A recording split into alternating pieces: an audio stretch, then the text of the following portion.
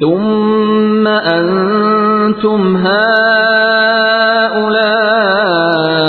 تقتلون أنفسكم وتخرجون فريقا منكم من ديارهم تظاهرون عليهم بالإثم والعدوان وإن يأتوكم أسارى تفادوهم وهو محرم عليكم إخراجهم أفتؤمنون ببعض الكتاب وتكفرون ببعض فما جزاء من يفعل ذلك منكم إلا خزي في الحياة الدنيا ويوم القيامة يردون إلى أشد العذاب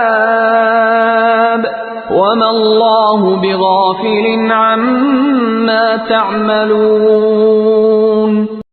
लेकिन फिर भी तुमने आपस में कत्ल किया और आपस के एक फ़िरक़े को जिलावतन भी किया और गुनाह और ज़्यादती के कामों में इनके खिलाफ दूसरे की तरफदारी की।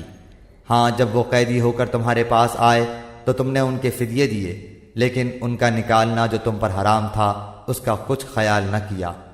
क्या बाज़ अहकाम पर ईमान रखते हो और बाज़ के साथ कुफ्र करते हो? तुम में से जो भी ऐसा करे उसकी सज़ा इसके सिवा क्या हो कि दुनिया में रुसवाई और क़यामत के दिन सख्त अजाब की मार, और अल्लाह ताला तुम्हारे आमाल से बेखबर नहीं।